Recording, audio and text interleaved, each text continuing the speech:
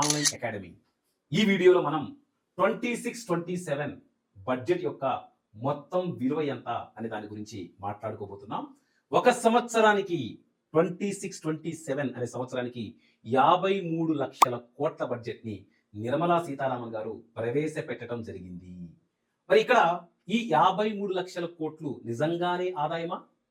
అందులో ఏమన్నా డెట్ అంటే రుణాలు ఉన్నాయా అంటే ఆన్సర్ ఉన్నాయి.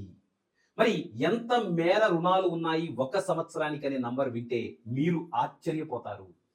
17 అంటే 17 lakh crore రూపీస్ భారత ప్రభుత్వం 26-27 బడ్జెట్ కి రుణాల రూపంలో సమకూర్చుకోబోతుంది. ఈ రుణాలు ఏవైతే సమకూర్చుకుంటున్నామో అవి తీర్చాల్సినటువంటి బాధ్యత మీపైన మనపైన ఉన్నది. సో ఈ విధముగా ఇప్పుడు చెప్పినటువంటి దీని గురించి మాట్లాడేదాన్ని మన ఎకానమీ లాంగ్వేజ్ లో ఫిస్కల్ డెఫిసిట్ అని ఇంగ్లీష్ లో అంటాం, తెలుగులో దాన్ని కోశ లోటు అని అంటాం, ద్రవ్య లోటు అన్నా కూడా తప్పు లేదు. మరి ఇప్పటి వరకు ఇన్కమ్ గురించి మాట్లాడాం, ఇప్పుడు మనం ఎక్స్పెండిచర్ గురించి మాట్లాడబోతున్నాం.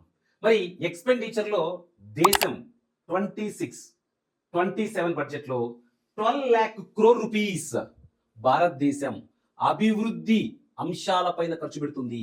రోడ్లు, రైల్వేస్, ఇరిగేషన్ ప్రాజెక్ట్స్, కార్యాలయాల ఏర్పాటు ఇలాంటి వాటి మీద అభివృద్ధి వ్యయం అంటే.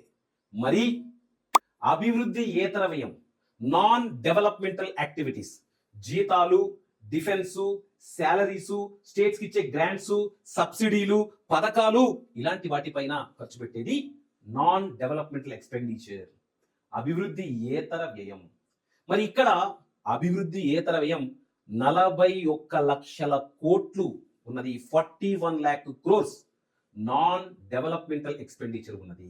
తద్వారానే భారతదేశంలో అనేక ప్రాంతాలలో రోడ్ల నిర్మాణం కానీ, కాలువల ఏర్పాటు కానీ, పార్కుల ఏర్పాటు కానీ, నగర సుందరీకరణ కానీ, లేదా ఇతరత్ర అభివృద్ధి కార్యక్రమాలు, చెరువుల పూడిక కానీ, లేకపోతే ఇరిగేషన్ ప్రాజెక్టుల ఏర్పాటు కానీ డబ్బు లేకుండా పోతుంది.